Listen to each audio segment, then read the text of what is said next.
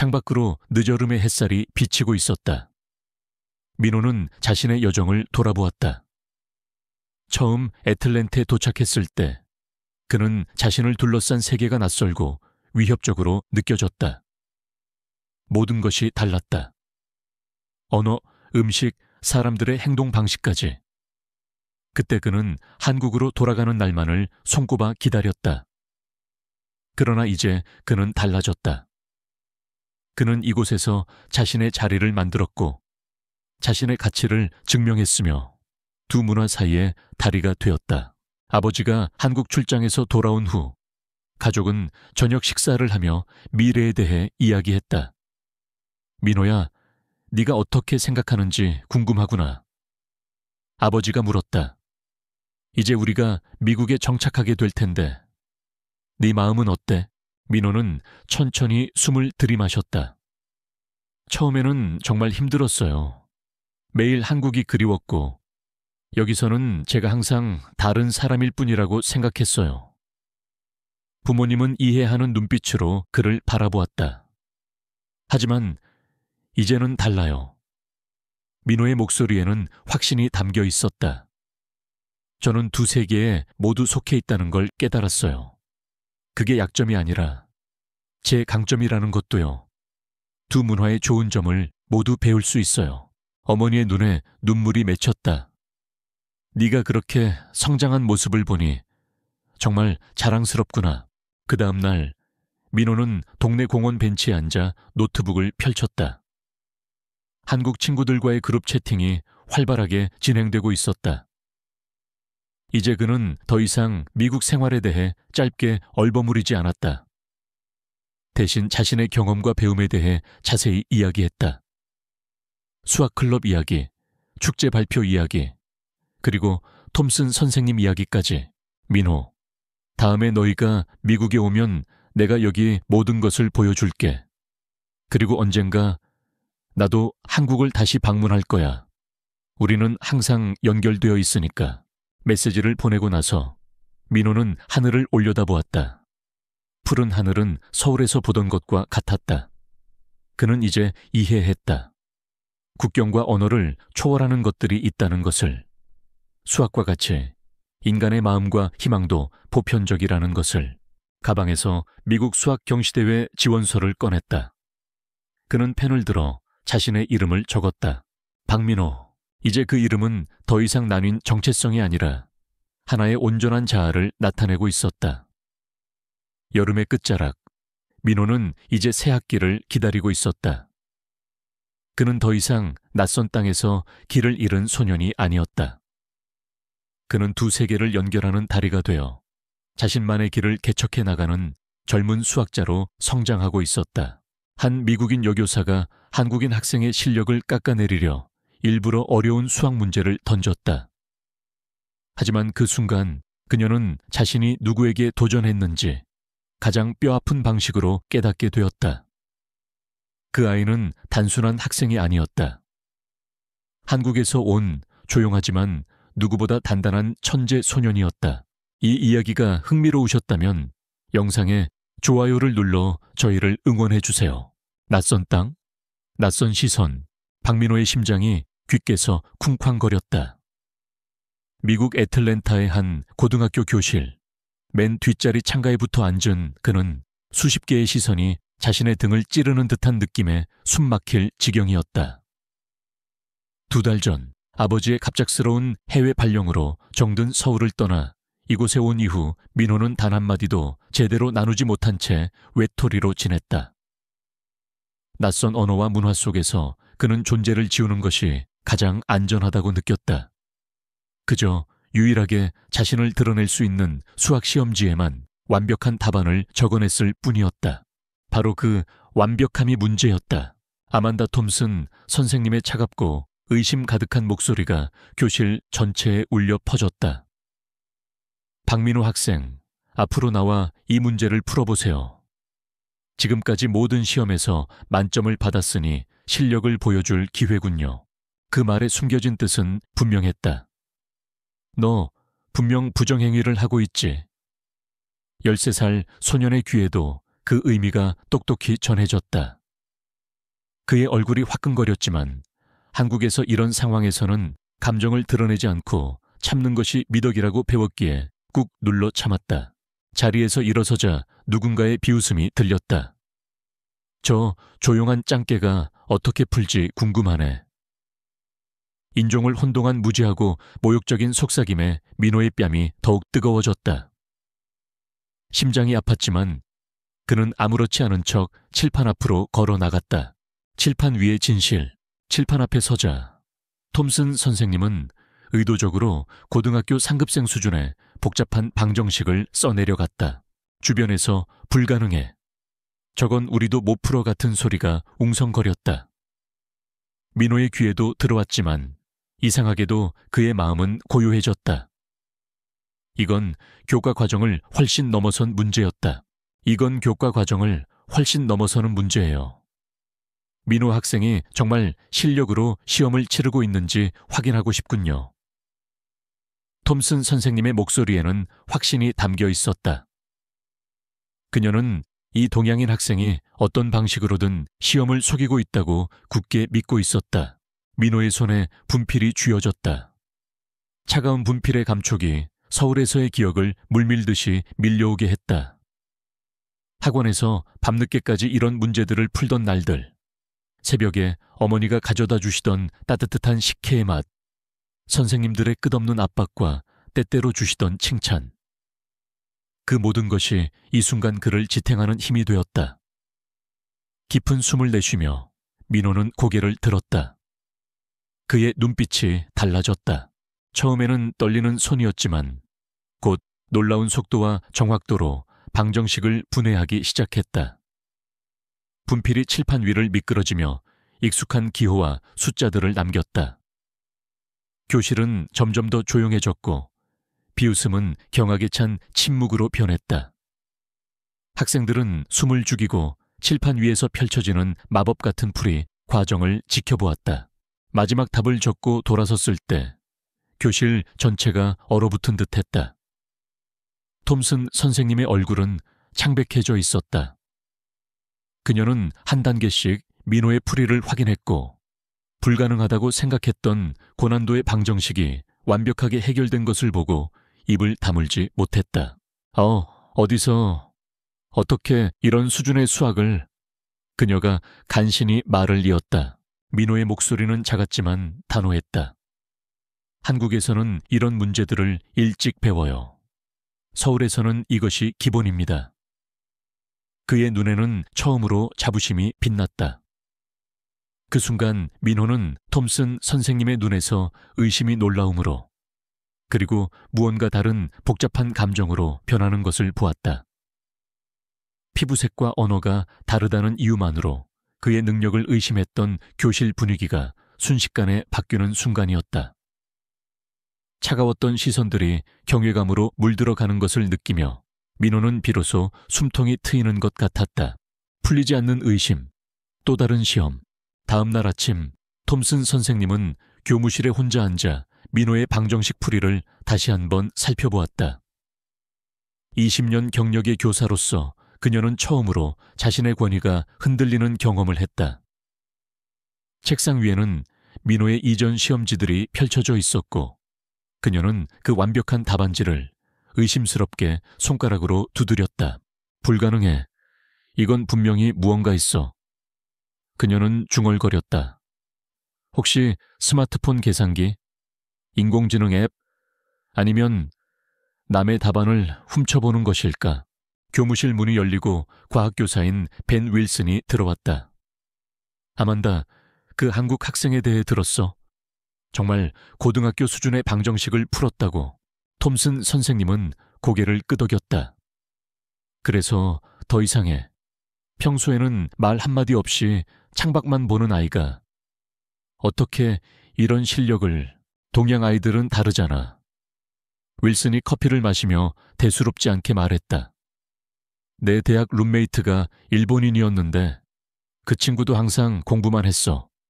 그들은 교육 시스템이 다른가 봐. 톰슨 선생님은 인상을 찌푸렸다. 그녀는 그런 성급한 일반화가 마음에 들지 않았지만 그렇다고 해서 민호에 대한 의심이 완전히 사라진 것도 아니었다. 그래도 확실히 하고 싶어. 무언가 숨겨진 비밀이 있을지도 몰라. 그래도 확실히 하고 싶어. 개인 시험을 한 번 더 준비할 거야. 더 길고 더 복잡한 문제들로. 그녀의 눈에 결의가 스쳤다. 쉬는 시간 학교 복도에서는 이미 민회에 관한 소문이 파다했다. 수학 천재 외국인, 어제 톰슨 선생님 코 납작하게 만들었대. 같은 이야기들이 수군거려졌다. 그가 지나갈 때마다 학생들의 시선이 따라붙었다. 어떤 학생들은 존경의 눈빛을, 또 다른 학생들은 질투와 의심의 눈초리를 보냈다. 야박, 내 수학 숙제 좀 도와줄래? 농구부 주장인 제이슨이 민호의 앞을 가로막았다. 그의 목소리에는 진정한 도움보다는 조롱의 의미가 깔려 있었다. 민호는 고개를 숙인 채 대답했다. 미안해요. 나 영어 잘 못해요. 그래? 근데 수학은 잘하지? 어떻게 된 거야? 제이슨이 더 가까이 다가왔다. 주변에서 웃음소리가 들렸다. 민호는 어색함과 굴욕감에 시선을 피했다. 그때 예상치 못한 목소리가 들렸다. 그만해 제이슨. 교실에서 조용한 편이었던 에밀리였다. 그녀는 민호 옆에 서서 제이슨을 똑바로 쳐다봤다. 그는 우리보다 더 열심히 공부한 것뿐이야. 제이슨은 어깨를 으쓱하며 물러났지만 그의 눈에는 여전히 의심이 남아 있었다. 알았어. 하지만 언젠가는 그 비결을 알아낼 거야. 민호는 에밀리에게 감사의 눈빛을 보냈지만 말을 건네지는 못했다. 교실로 돌아가는 길에 그는 복도 끝에 서 있는 톰슨 선생님을 발견했다. 그녀는 민호를 유심히 관찰하고 있었고 학생들과의 상호작용을 모두 지켜본 것 같았다.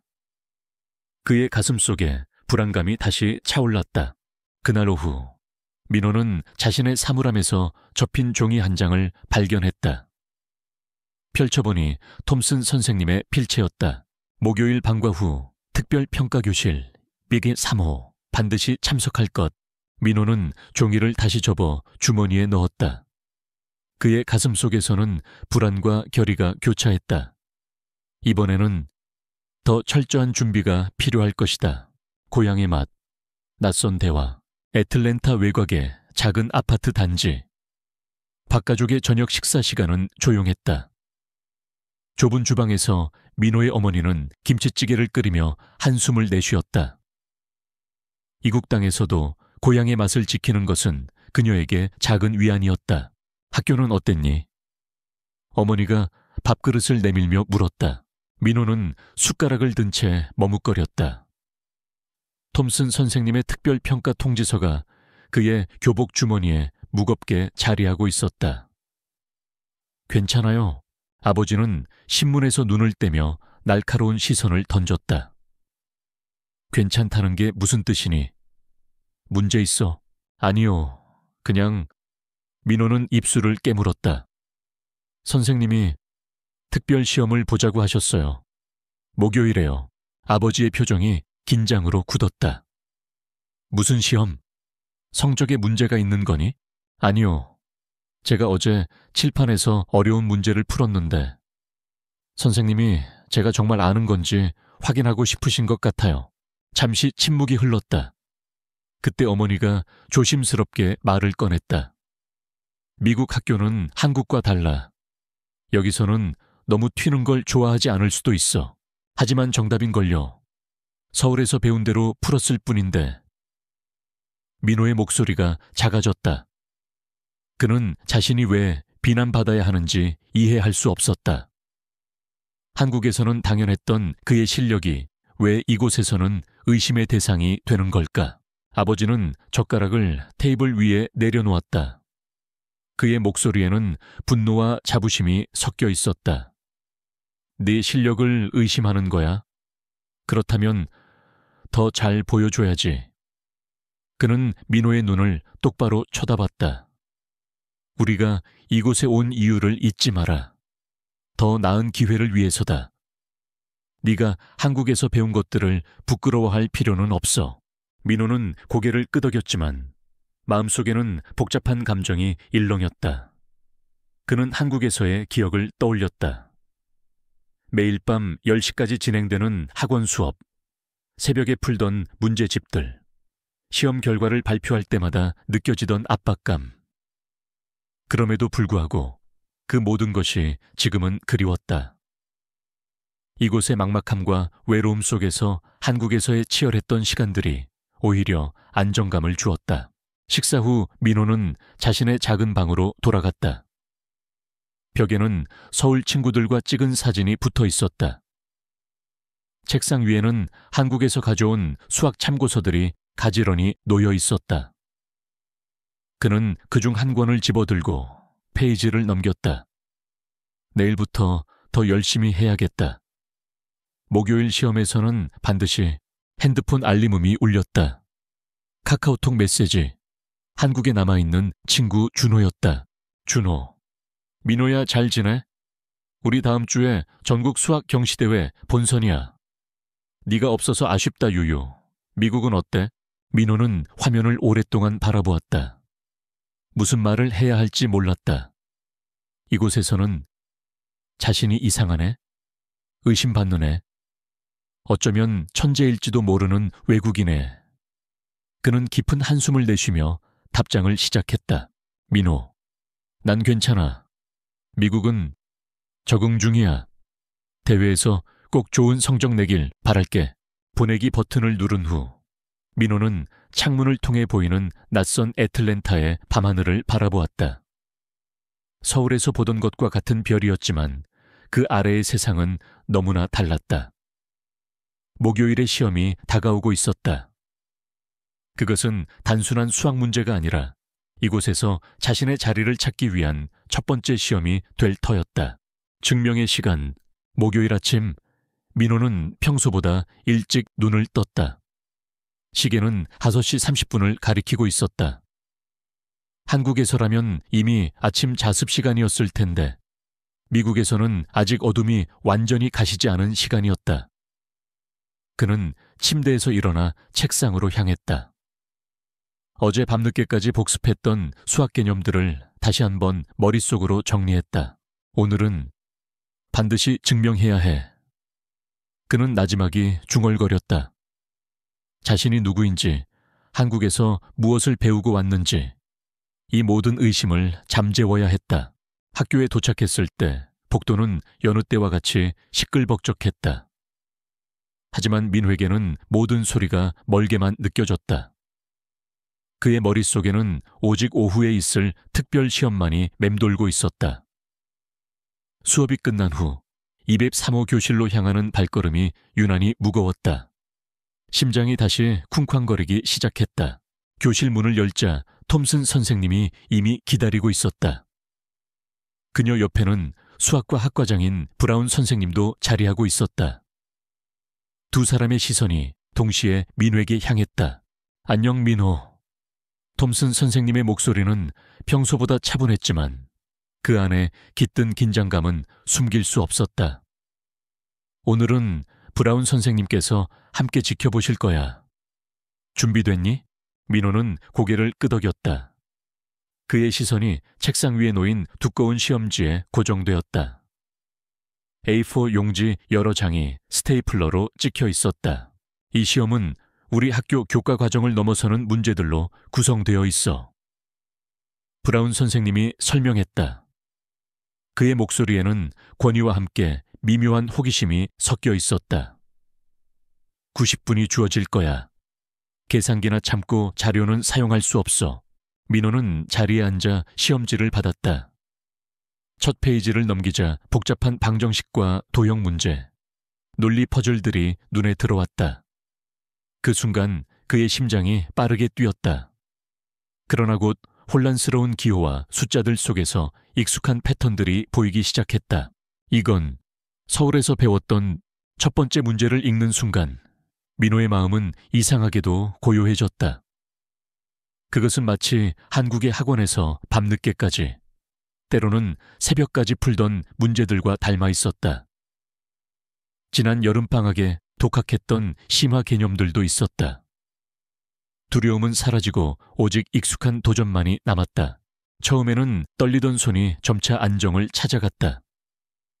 교실에는 시계 초침 소리와 민호가 연필을 사각거리는 소리만이 울렸다. 선생님들은 가끔씩 민호를 쳐다보았지만 그는 이미 다른 세계에 빠져 있었다. 수식과 숫자, 그리고 논리의 세계. 그곳에서 민호는 더 이상 이방인이 아니었다. 그는 자신의 영역에서 자유롭게 움직이는 몰입한 학자였다. 마지막 문제를 풀고 연필을 내려놓았을 때 민호는 비로소 숨을 깊게 내쉬었다. 90분 중 70분밖에 지나지 않았지만 그는 모든 문제를 끝마쳤다. 톰슨 선생님은 놀란 표정으로 시계를 확인했다. 다 끝났어요. 그녀가 믿기지 않는다는 듯 물었다. 민호는 고개를 끄덕였다. 그의 눈에는 조용하지만 단단한 자신감이 빛났다.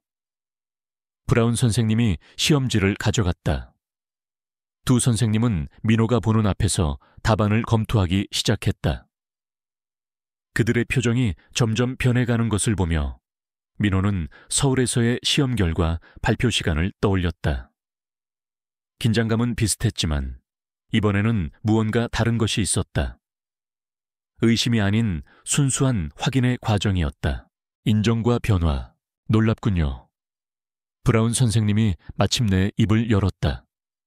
그의 목소리에는 감탄이 배어 있었다. 모든 답이 정확해. 그리고 접근법이 우리가 가르치는 방식과는 다르지만 매우 효율적이야. 톰슨 선생님은 여전히 믿기지 않는다는 표정이었다. 그녀는 자신이 의도적으로 만들었던 함정들, 복잡한 단계들이 모두 정확하게 해결된 것을 보았다. 더 이상 의심할 여지가 없었다. 그녀의 얼굴에 복잡한 감정이 스쳐 지나갔다. 부끄러움, 놀라움, 그리고 인정, 민호. 그녀가 마침내 말했다. 목소리에 미묘한 떨림이 있었다. 네가 정말 특별한 재능을 가졌다는 것을 인정할 수밖에 없겠구나. 그 순간 민호의 마음속에서 무언가가 움직였다. 이 낯선 땅에서 자신이 가진 능력과 노력을 처음으로 인정받았다는 사실. 그것은 그가 이곳에 온 이후 처음으로 맛보는 작은 승리이자 앞으로 나아갈 용기를 주는 순간이었다. 일주일이 지나자 학교 전체에 수학 천재 한국 소년이라는 소문이 확고하게 퍼졌다. 복도를 걸을 때마다 민호를 향한 시선이 달라졌다. 전에는 이상한 아시아애였던 그가 이제는 특별한 존재가 되었다. 수학 시간, 민호는 여전히 창가 자리에 앉아 있었지만 이제 주변에는 항상 몇몇 학생들이 모여들었다. 야, 민호, 이 문제 어떻게 푸는 거야? 전에 그를 조롱했던 제이슨조차 이제는 거리낌 없이 다가와 숙제 도움을 청했다. 민호는 천천히 연필을 들어 풀이 과정을 보여주었다. 그의 영어는 여전히 서툴렀지만 수학의 언어로 소통하는 데는 아무런 문제가 없었다. 와, 네가 설명하니까 진짜 쉽게 이해돼. 제이슨이 놀란 듯 말했다. 다른 학생들도 고개를 끄덕이며 감탄했다. 점심시간 민호가 혼자 앉아 있으려 하자 에밀리가 다가왔다. 우리와 같이 앉을래? 그녀가 다른 친구들이 모여있는 테이블을 가리켰다. 다들 네가 어떻게 그렇게 수학을 잘하는지 궁금해해. 민호는 머뭇거렸다. 한국에서는 자신은 특별하지 않았다. 학원계는 그와 같은 학생들이 가득했다. 하지만 여기에서는 그의 평범한 실력이 천재성으로 여겨지는 아이러니가 있었다. 수업이 끝난 후 톰슨 선생님이 민호를 불렀다. 그녀의 표정은 이전과 달리 훨씬 부드러워져 있었다. 민호, 제안이 있어요. 그녀가 말했다. 방과 후에 수학의 어려움을 겪는 학생들을 돕는 튜터링 프로그램이 있는데 참여해 볼 생각이 있니? 민호는 놀랐다. 제가요? 하지만 제 영어는 걱정하지 마세요. 수학은 보편적인 언어니까. 톰슨 선생님이 따뜻하게 미소 지었다. 네가 문제를 풀어가는 과정을 다른 학생들과 나눈다면 모두에게 도움이 될 거예요. 그리고 네 영어 실력도 늘 테고. 집으로 돌아가는 버스 안에서 민호는 창밖을 바라보며 깊은 생각에 잠겼다. 튜터가 된다는 것은 더 많은 학생들과 소통해야 한다는 의미였다. 그의 부족한 영어 실력으로 가능할까? 그러나 동시에 이것은 이곳에서 자신의 자리를 찾을 수 있는 외톨이에서 벗어날 기회이기도 했다. 그날 저녁, 민호는 부모님께 톰슨 선생님의 제안을 말했다. 튜터라고. 아버지의 눈이 빛났다. 네가 미국 학생들을 가르친다는 거냐? 정확히는 도와주는 거예요. 제 영어가 부족해서 걱정인데. 어머니가 따뜻한 손길로 민호의 어깨를 감쌌다. 내 마음이 중요해. 하고 싶니? 민호는 잠시 생각했다. 서울에서는 항상 경쟁자였던 그가 이곳에서는 도움을 주는 사람이 된다. 어쩌면 이것이 새로운 시작일지도 모른다. 해볼게요. 그의 목소리는 작았지만 확신에 차 있었다. 두 문화 사이의 다리. 다음 날, 민호는 처음으로 방과 후 튜터링 교실에 들어섰다. 3명의 학생이 이미 그를 기다리고 있었다. 그 중에는 제이슨도 있었고 놀랍게도 에밀리도 있었다. 왔구나. 에밀리가 반갑게 인사했다. 사실 나도 수학이 그렇게 잘하진 않아. 네가 어떻게 문제를 바라보는지 배우고 싶어. 민호는 처음으로 이 낯선 학교에서 편안함을 느꼈다. 그는 천천히 가방에서 연필과 공책을 꺼내며 첫 수업을 시작했다. 먼저 이 문제를 볼게요. 그의 발음은 여전히 서툴렀지만 그가 분필로 숫자를 적자 모두의 시선이 칠판에 집중되었다. 그렇게 민호의 새로운 일상이 시작되었다. 수업, 튜터링, 그리고 조금씩 넓어지는 친구 관계. 아직 완벽하지는 않았지만 이제 그는 이곳에서도 자신만의 색을 찾아가고 있었다. 교무실 구석, 톰슨 선생님은 오래된 서류함을 뒤적이고 있었다. 갑자기 그녀의 손에 묵직한 파일 하나가 걸렸다. 국제교육교류 프로그램, 한국이라고 적힌 레이블이 붙어 있었다. 호기심에 파일을 펼친 그녀의 눈이 커졌다. 이건. 그녀는 중얼거렸다. 3년 전 한국 교육부에서 파견된 교사들이 방문했을 때 남긴 자료집이었다. 당시에는 그저 의례적인 행사로만 여겼던 그 방문이 이제야 새로운 의미로 다가왔다. 그녀는 페이지를 넘기며 한국의 교육과정을 살펴보기 시작했다. 수학교과 과정을 비교한 표가 눈에 들어왔다. 미국에서 고등학교 1학년 과정으로 가르치는 내용이 한국에서는 이미 중학교 2학년에 배우고 있었다. 더 깊이 파고들수록 그녀는 민호가 보여준 실력이 천재성만이 아니라 다른 교육체계의 결과물임을 깨달았다. 어쩐지 그녀는 의자에 깊이 기대앉았다. 민호를 의심했던 자신이 부끄러워졌다. 편견 때문에 소중한 것을 놓칠 뻔했다는 생각에 얼굴이 화끈거렸다. 브라운 선생님이 교무실에 들어왔다. 아만다, 무슨 자료를 그렇게 열심히 보고 있어? 조나단, 이거 봐요. 한국 교육 과정이에요. 민호가 특별하다고 생각했던 이유가 있었네요. 우리가 무지했던 거죠.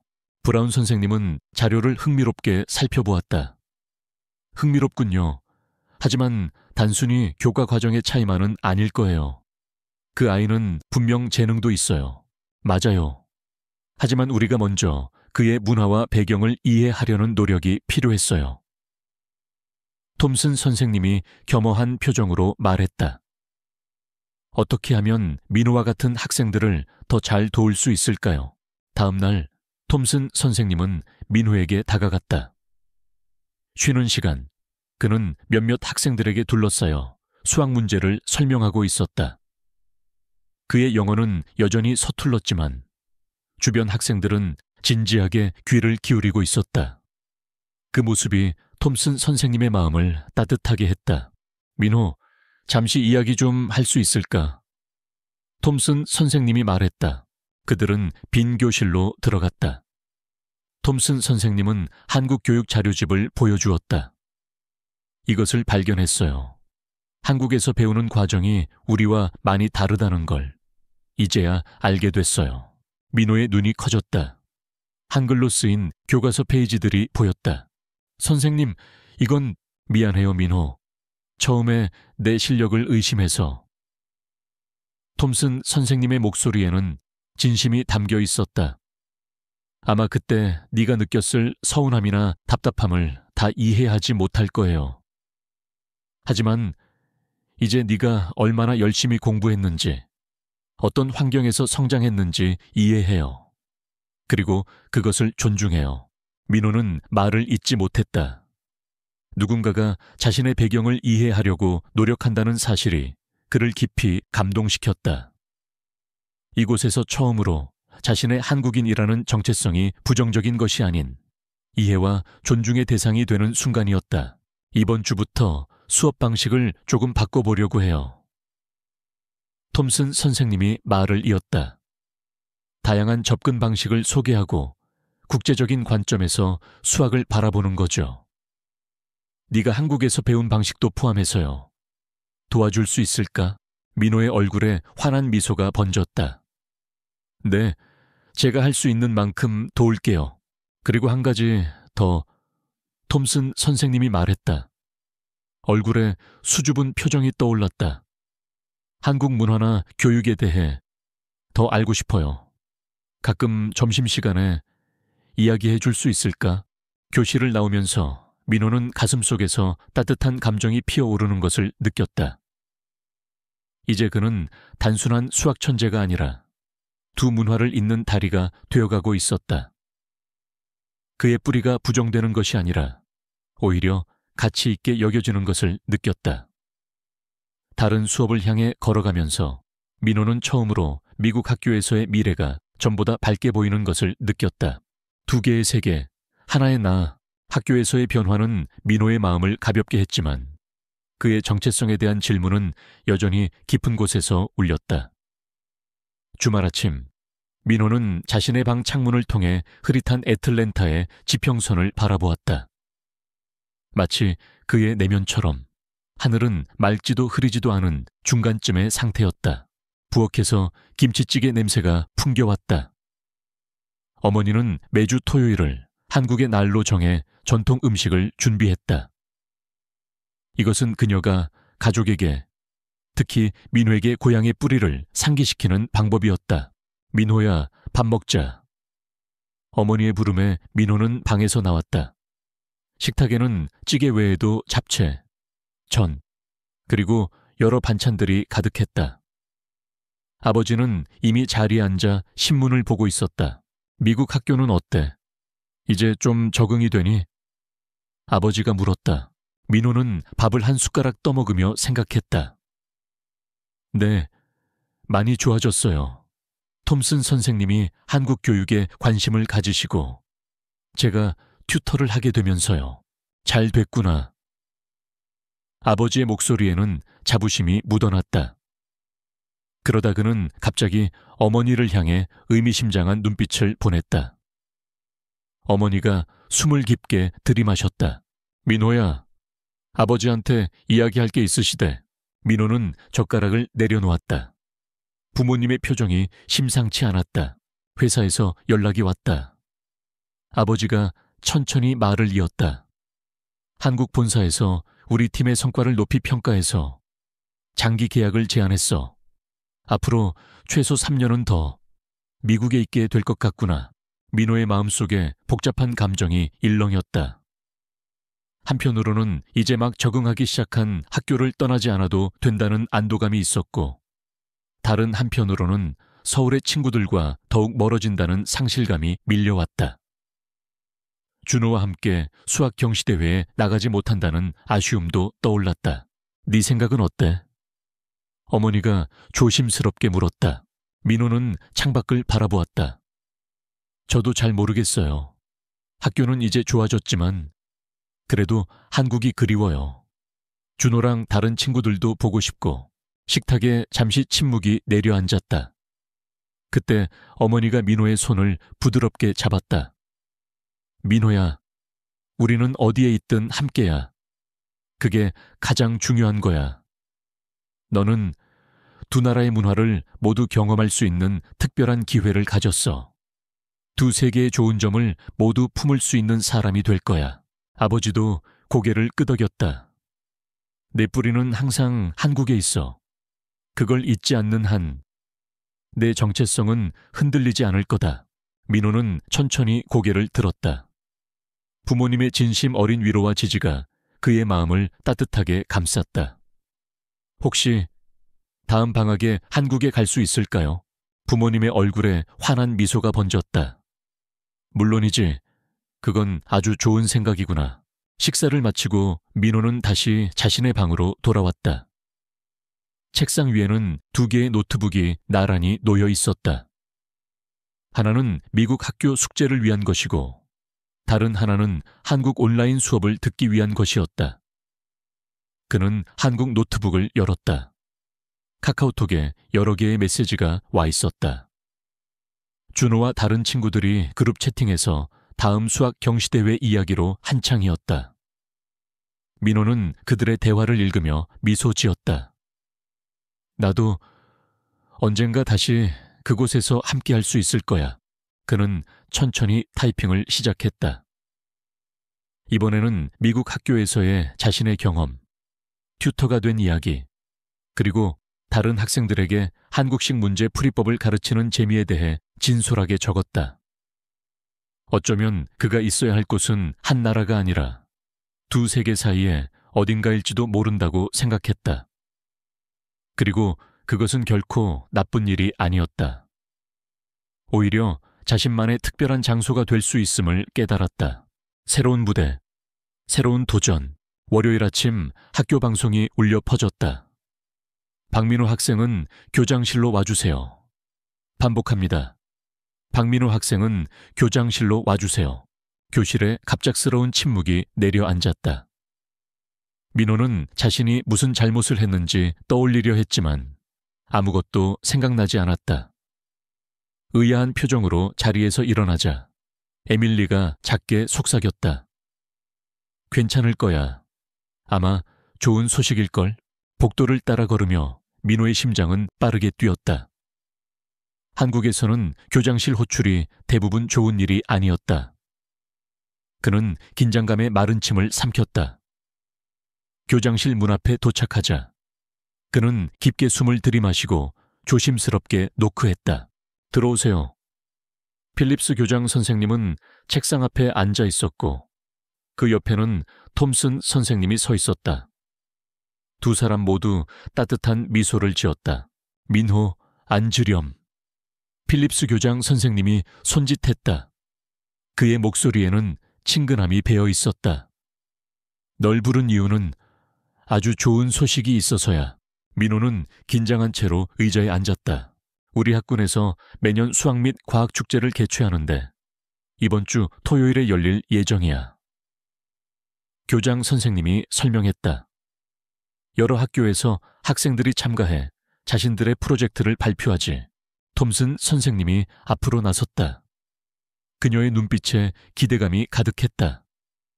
제가 교장 선생님께 민호가 우리 학교를 대표해서 참가하면 좋겠다고 추천했어요. 민호는 놀라움에 눈을 깜빡였다. 제가요? 그래 민호. 톰슨 선생님이 말했다. 네가 어떻게 수학 문제에 접근하는지, 특히 한국에서 배운 방식을 간단하게 시연해주면 좋겠어. 어려운 계산이나 복잡한 이론이 아니라 문제를 해결하는 방식의 차이를 보여주는 거지. 다른 학생들에게 아주 좋은 영감이 될 거라고 확신해. 민호는 입술을 깨물었다. 많은 사람들 앞에서 발표한다는 생각만으로도 손에 땀이 났다. 더구나 영어로? 제 영어가 아직 많이 부족해서. 필립스 교장 선생님은 이해하는 듯 고개를 끄덕였다. 그건 걱정하지 마. 톰슨 선생님이 도와줄 거야. 그리고 네가 보여줄 수 있는 것에 집중하면 돼. 완벽한 발표가 아니라 네 관점과 접근법을 나누는 거니까. 민호는 고개를 숙인 채 잠시 생각에 잠겼다. 갑자기 아버지의 말이 떠올랐다. 내 뿌리는 항상 한국에 있어.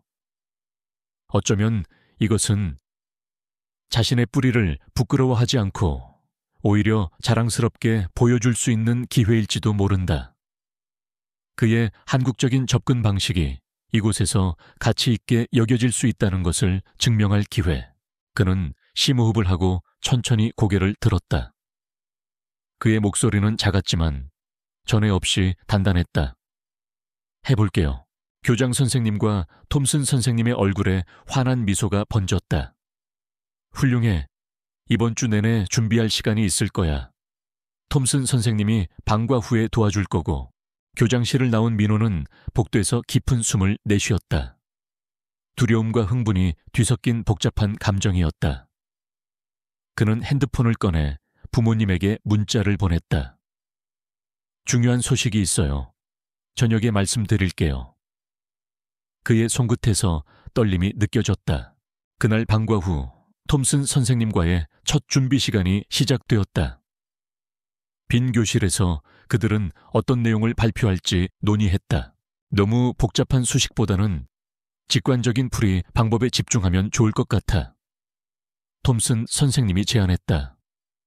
여기 학생들이 어려워하는 문제 유형이 있는데 네가 한국에서 배운 접근법으로 풀어보자. 민호는 연필을 들고 문제를 살펴보았다. 한국에서라면 이런 문제를 어떻게 접근했을까? 그는 천천히 풀이를 시작했고 톰슨 선생님은 그의 방식을 유심히 지켜보았다. 와, 이렇게 하면 훨씬 간결하네. 단계를 엄청나게 줄일 수 있겠어.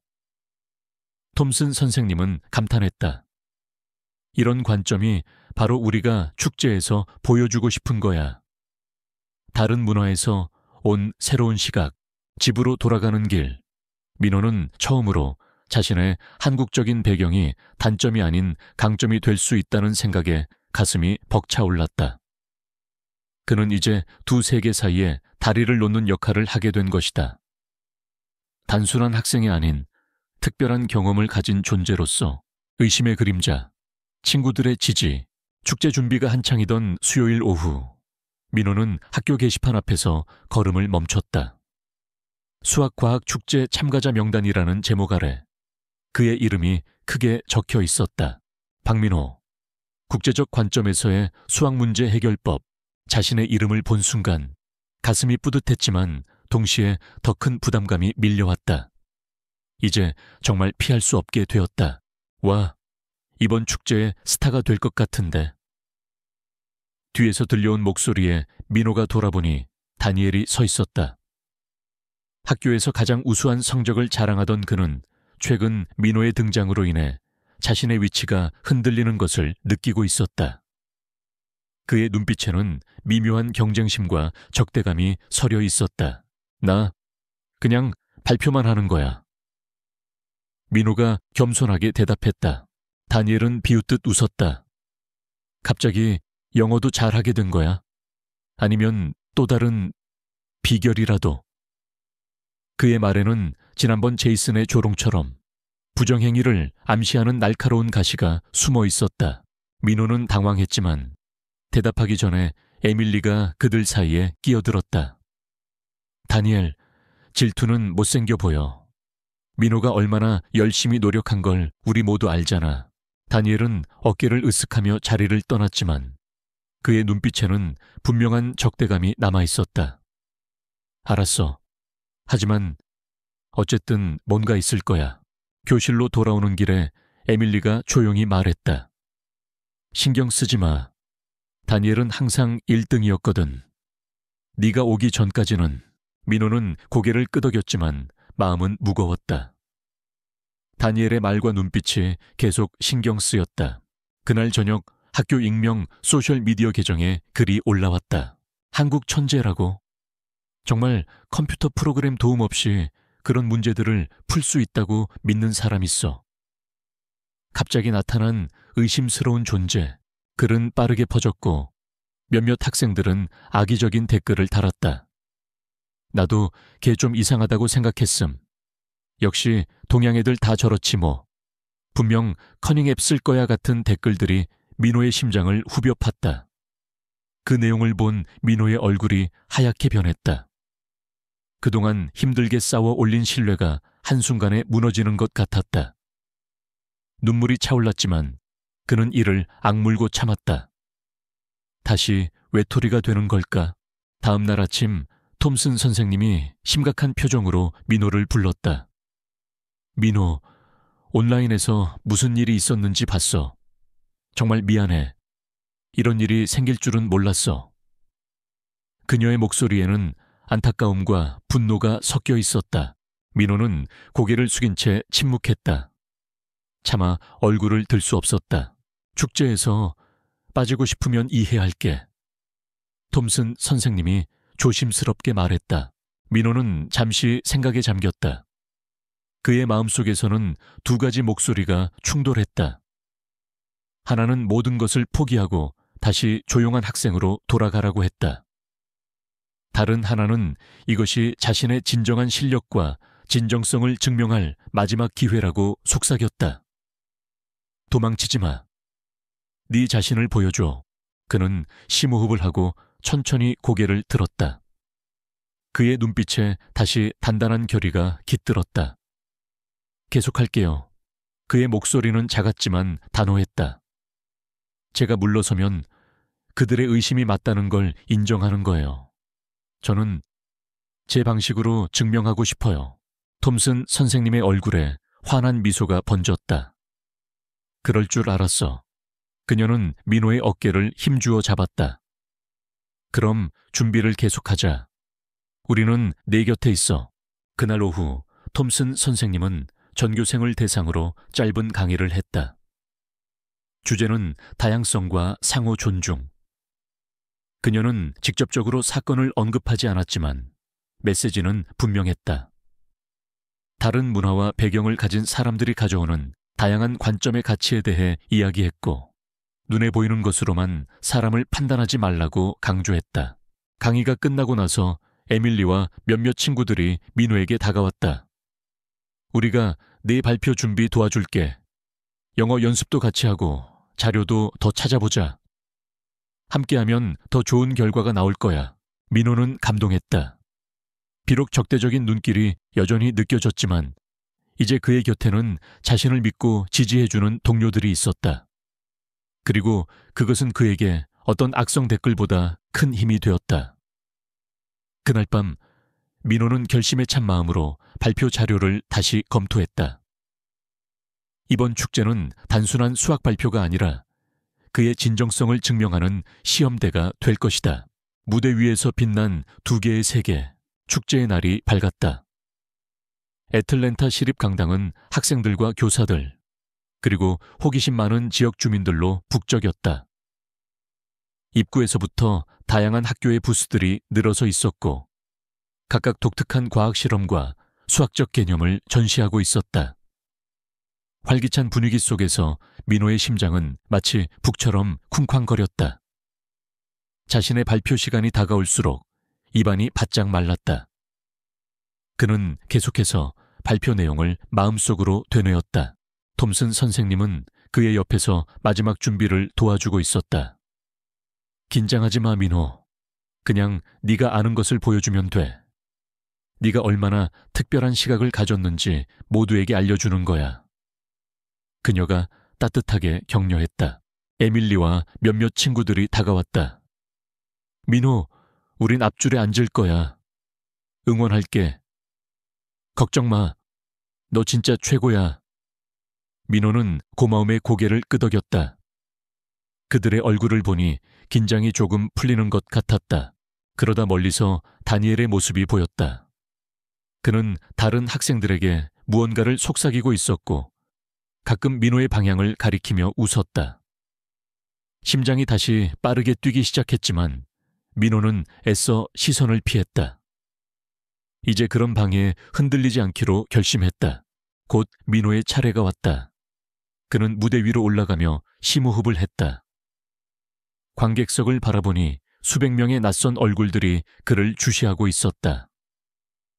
앞줄에서는 에밀리가 엄지를 들어 보이고 있었고 그 옆에는 필립스 교장 선생님과 여러 교사들이 앉아 있었다. 톰슨 선생님은 무대 뒤에서 그를 지켜보고 있었다. 안녕하세요. 민호의 목소리가 약간 떨렸다. 저는 박민호입니다. 그는 애써 미소를 지었다.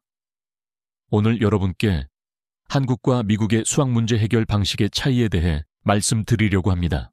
처음 몇 문장은 더듬거렸지만 곧 그는 자신이 가장 편안하게 느끼는 영역으로 들어갔다. 수와 논리의 세계.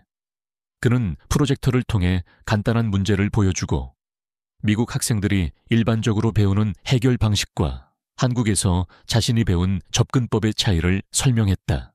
이 방식은 더 적은 단계로 답을 찾을 수 있게 해줍니다. 그는 칠판의 두 가지 방식을 나란히 보여주었다. 한국식 풀이는 마치 짧고 날카로운 검 같았고 미국식 풀이는 좀 더 길고 자세한 여정과 같았다. 중요한 것은 정답이 아니라 문제를 바라보는 다양한 관점입니다. 청중들은 처음에는 호기심 어린 시선으로 지켜보다가 점차 진지하게 귀를 기울이기 시작했다. 민호의 설명이 진행될수록 관객석에서는 이해의 탄성이 흘러나왔다. 와, 이렇게 하면 훨씬 간단하네. 왜 우리는 이런 방식을 배우지 않았지?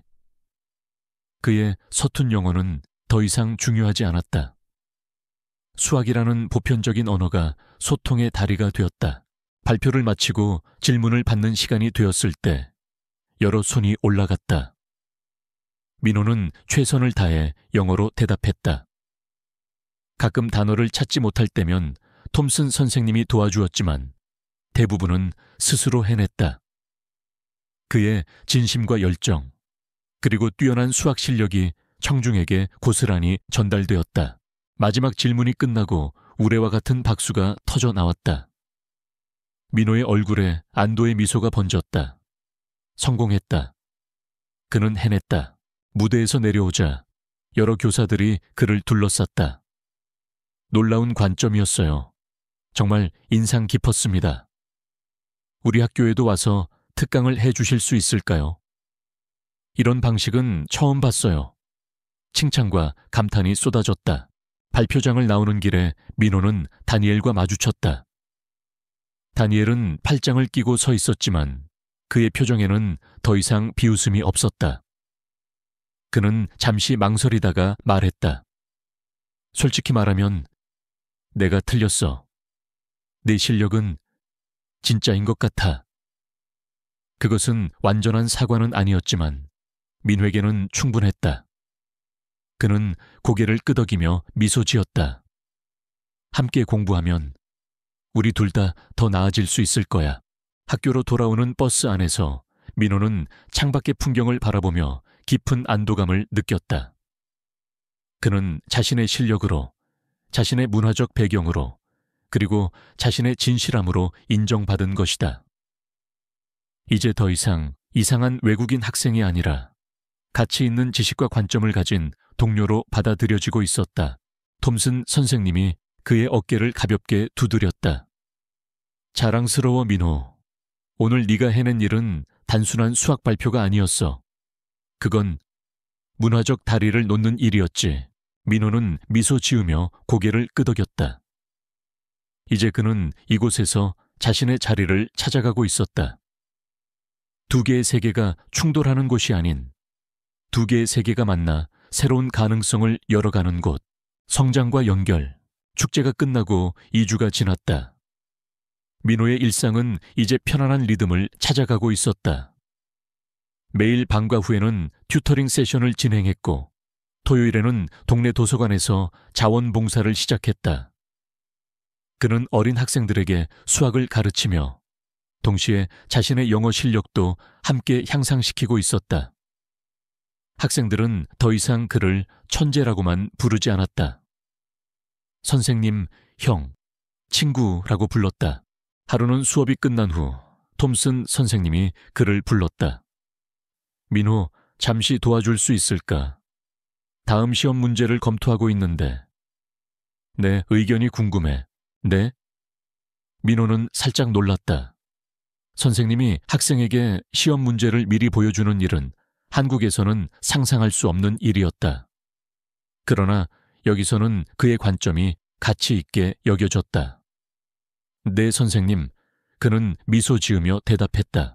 톰슨 선생님의 책상 앞에 앉자. 그녀는 시험지 초안을 내밀었다. 너무 어렵지는 않은지, 그리고 학생들이 다양한 사고방식을 시험할 수 있는지 봐줄래? 민호는 문제들을 꼼꼼히 살펴보았다. 그는 이제 미국 교육 방식과 한국 교육 방식의 차이점을 더 명확히 이해하고 있었고, 그는 양쪽의 장점을 조합하는 방법을 배우고 있었다. 이 문제는 좋은데요. 여기에 실생활 응용 예시를 추가하면 학생들이 왜 이 개념을 배우는지 더 잘 이해할 수 있을 것 같아요. 그는 조심스럽게 제안했다. 톰슨 선생님은 민호의 제안을 열심히 메모했다. 정말 좋은 생각이야. 고마워, 민호. 집으로 돌아가는 길, 민호는 핸드폰이 울리는 소리에 걸음을 멈췄다. 한국에서 온 전화였다. 준호였다. 민호야, 잘 지내? 소식 들었어. 내가 전국 수학 경시대회에서 금상을 받았어. 민호의 가슴에 묘한 감정이 일렁였다. 기쁨, 그리움, 그리고 약간의 부러움이 섞인 감정이었다. 정말 축하해, 준호야. 네가 해낼 줄 알았어. 그는 진심으로 축하했지만 목소리에는 미세한 떨림이 있었다. 네가 없어서 아쉬웠어. 우리 팀이었으면 더 잘했을 텐데. 준호가 말했다. 근데 너는 어때? 미국 생활은? 민호는 잠시 생각했다. 불과 몇 달 전만 해도 그는 이 질문에 부정적으로 대답했을 것이다. 그러나 지금은 달랐다. 사실 생각보다 괜찮아. 많이 다르지만 나름대로 재미있어. 여기서도 수학 행사에 참가했는데 반응이 좋았어. 그는 축제 이야기를 간략하게 들려주었다. 통화를 마치고 집에 도착한 민호는 부모님이 진지한 표정으로 거실에 앉아 있는 것을 발견했다. 민호야, 이리 와서 앉으렴. 어머니가 부드럽게 말했다. 민호는 긴장한 채로 소파에 앉았다. 무슨 일이세요? 아버지가 깊은 숨을 내쉬었다. 회사에서 중요한 소식이 왔다. 한국 본사에서 특별 프로젝트를 맡아달라고 요청이 왔어. 3개월 정도 서울에 가 있어야 할 것 같구나. 민호의 눈이 커졌다. 한국에요? 저희도 같이 가나요? 부모님은 서로 눈빛을 교환했다. 그게 학기 중이라 네 학업에 방해가 될까봐. 엄마는 여기 남아 너와 함께 있을 거고 아빠만 다녀올까 생각 중이야. 민호는 복잡한 감정에 휩싸였다. 불과 몇 달 전이라면 한국에 돌아갈 기회라면 무조건 좋았겠지만 지금은 달랐다. 여기서 그는 이제 막 자신의 자리를 찾아가고 있었다. 새로운 친구들, 존중받는 지식, 그리고 새로운 도전들이 있었다. 그는 이제 이곳이 더 이상 막막하고 두려운 곳만이 아니라는 것을 알고 있었다. 아빠, 저는 어떻게 하면 좋을까요? 그의 목소리에는 혼란과 함께 스스로 결정하고 싶은 마음이 묻어났다. 아버지는 따뜻한 미소를 지었다. 네 마음이 중요해. 네가 여기 남고 싶다면 그건 네가 정말 성장했다는 증거일 테니까. 그날 밤 민호는 창가에 앉아 별이 빛나는 하늘을 바라보았다. 한국과 미국, 두 개의 세계. 그 사이에서 그는 이제 자신만의 길을 찾아가고 있었다. 어느 쪽이 더 낫다기보다는 두 문화의 장점을 모두 받아들이는 것이 그의 새로운 정체성이 되고 있었다. 함께 만드는 미래. 톰슨 선생님은 한국 교육에 대한 연구에 깊이 빠져들고 있었다. 교실 뒤편 그녀의 책상 위에는 온라인에서 주문한 한국 교육 시스템 관련 서적들이 쌓여 있었다. 특히 교사에 대한 존경과 체계적인 학습 방식에 매료된 그녀는 자신의 수업 방식에도 변화를 주기 시작했다. 학생들에게 토론과 발표 기회를 더 많이 제공하면서도 핵심 개념에 대한 반복 학습의 중요성을 강조했다. 민호, 잠시 이야기 좀 할 수 있을까? 그날 수업이 끝난 후 톰슨 선생님이 불렀다. 민호는 호기심 어린 표정으로 다가갔다. 최근 들어 두 사람의 관계는 단순한 교사와 학생을 넘어 거의 멘토와 제자 같은 관계로 발전하고 있었다. 톰슨 선생님은 민호에게서 한국 교육의 통찰을 얻었고, 민호는 톰슨 선생님에게서 미국 문화와 교육의 유연성을 배우고 있었다. 내가 한 가지 아이디어를 생각했는데, 톰슨 선생님이 흥분된 목소리로 말했다. 수학 클럽을 만들어 보면 어떨까? 방과 후에 모여서 다양한 수학 문제와 논리 퍼즐을 다루는 거야. 네가 한국에서 배운 접근법도 나누고. 민호의 눈이 반짝였다. 정말 좋은 생각이에요. 성적 압박 없이 수학을 즐길 수 있는 공간이 될 수 있겠네요. 그럼 네가 공동 리더를 맡아줄 수 있을까? 다음 주부터 시작하면 좋겠어. 민호는 기쁘게 고개를 끄덕였다.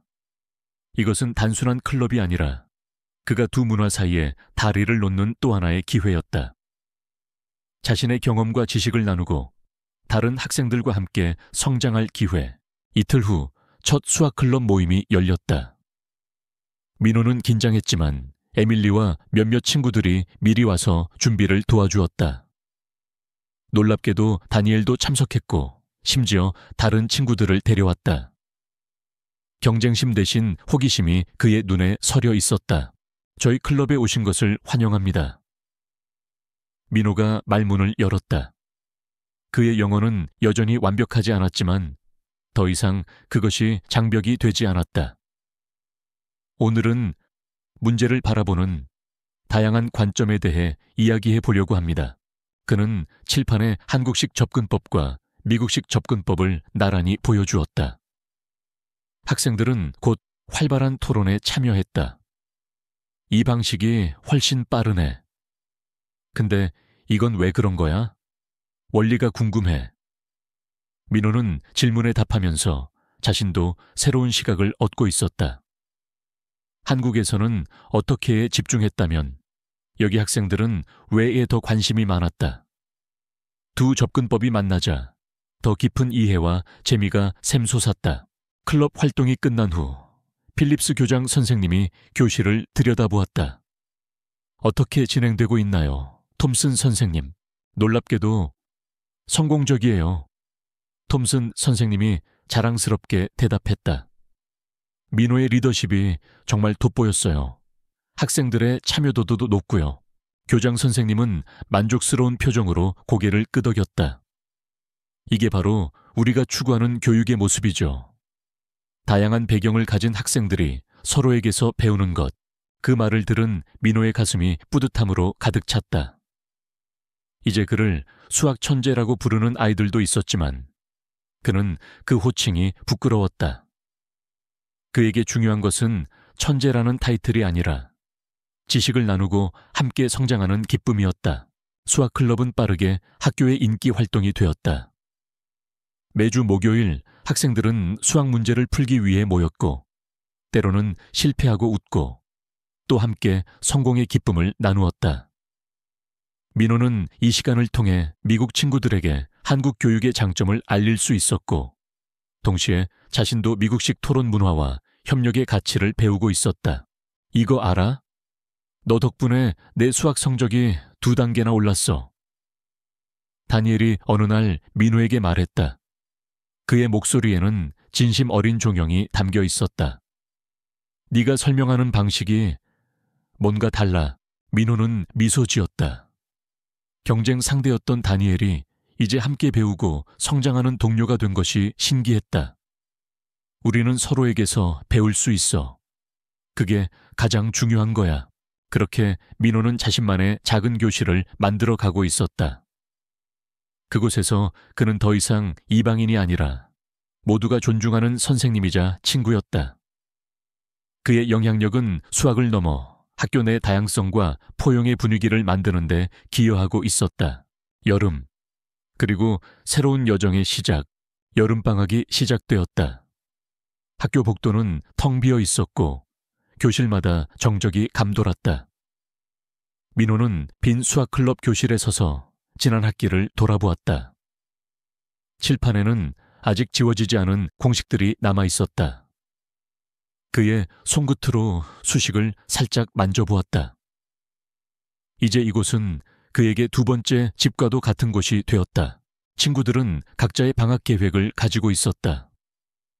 에밀리는 가족과 함께 플로리다로 여행을 떠났고, 다니엘은 수학 캠프에 참가하고 있었다.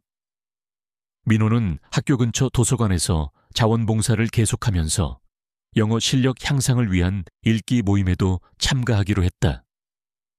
그는 낯선 환경에 주저앉기보다 이 시간을 자신을 발전시키는 기회로 삼기로 했다. 여름 계획은 어때, 민호? 어느 날 톰슨 선생님이 도서관에서 그를 만났을 때 물었다. 계속 공부하려고요. 영어도 더 연습하고 다음 학기 준비도 할 거예요. 민호가 대답했다. 그의 눈빛에는 이전의 불안 대신 차분한 열의가 담겨 있었다. 톰슨 선생님은 잠시 민호를 바라보다가 결심한 듯 말했다. 사실 내가 중요한 결정을 했어. 이번 여름에 한국을 방문하기로 했어. 민호의 눈이 크게 떠졌다. 정말요? 서울에요? 그래. 톰슨 선생님의 얼굴에 기대감이 가득했다. 내 이야기를 듣고 한국 교육 시스템이 너무 궁금해졌거든. 직접 가서 보고 배우고 싶어. 네가 보여준 그 방식들이 어떻게 가능한지, 한국의 교실은 어떤 모습인지. 민호는 흥분을 감추지 못했다. 와, 선생님이 좋아하실 거예요. 서울은 정말 아름답고 활기찬 도시예요. 어디를 방문하실 계획이세요? 톰슨 선생님은 여행 일정표를 꺼내 보여주었다. 그녀는 서울의 주요 학교들과 교육기관을 방문할 예정이었다. 민호는 열정적으로 추천 장소들을 적어주었다. 맛집, 가볼 만한 곳, 그리고 꼭 봐야 할 것들. 자신의 고향을 사랑하는 사람에게 소개한다는 생각에 가슴이 벅차올랐다. 며칠 후 톰슨 선생님은 한국으로 떠났다. 그리고 첫날부터 영상통화로 민호에게 소식을 전해왔다. 민호, 여기 정말 놀라워. 화면 속 톰슨 선생님의 뒤로 명동의 번화가가 보였다. 그녀는 환하게 웃고 있었다. 거리는 깨끗하고 사람들은 친절하고 지하철은 믿을 수 없을 만큼 정확해. 민호는 미소 지었다. 화면 너머로 보이는 고향의 모습에 가슴이 따뜻해졌다. 매일 톰슨 선생님은 새로운 발견을 공유했다. 경복궁의 웅장함, 한강공원의 활기찬 모습, 그리고 특히 그녀가 방문한 학교들에 대한 놀라움. 학생들의 집중력과 교사에 대한 존경심이 정말 인상적이야. 그리고 수학 수업에서 사용하는 방법론. 이제 네가 어떻게 그런 실력을 갖게 되었는지 완전히 이해가 돼. 정말 대단한 교육 시스템이야. 어느 날 저녁, 민호는 책상에 앉아 복잡한 수학 논문을 읽고 있었다. 방학 중임에도 그는 계속해서 자신의 지식을 확장하고 있었다. 그때 톰슨 선생님에게서 영상 통화가 왔다. 그녀의 얼굴에는 무언가 중요한 이야기를 하고 싶은 표정이 역력했다. 민호, 큰 결심을 했어. 그녀의 목소리는 흥분으로 가득 차 있었다. 한국에서 교직을 구해볼까 생각 중이야. 민호는 놀라움과 자부심이 교차하는 감정을 느꼈다. 네? 한국에서요? 응. 여기 교육 철학과 방식이 너무 매력적이야. 내가 배울 게 아직 너무 많아.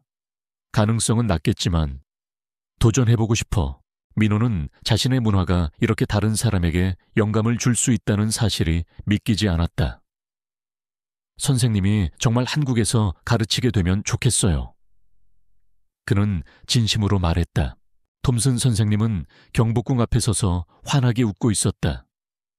이건 전부 내 덕분이야, 민호. 네가 내게 완전히 새로운 세계를 보여줬어. 통화를 마친 후 민호는 창가에 앉아 애틀랜타의 밤하늘을 바라보았다. 처음 이곳에 왔을 때 느꼈던 두려움과 고립감은 이제 찾아볼 수 없었다.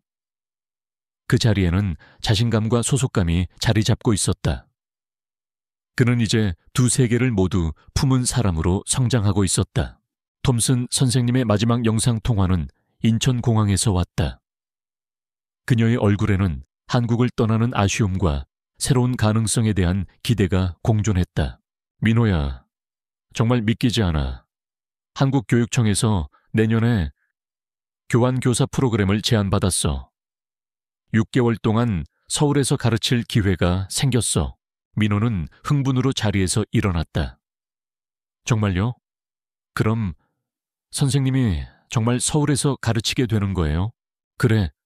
물론 아직 확정은 아니지만 내가 가진 열정을 그들도 알아봐 주셨어. 그리고 이 모든 건 네가 내게 보여준 세계 덕분이야. 톰슨 선생님의 눈에는 감사의 빛이 담겨 있었다. 내가 돌아가면 모든 과정을 시작할 거야. 꿈이 현실이 될 수도 있어. 통화를 마치고 민호는 자신의 책상으로 돌아갔다. 그곳에는 여전히 한국과 미국의 교과서가 나란히 놓여 있었다. 그는 손가락으로 한국 수학 교과서의 표지를 천천히 쓰다듬었다.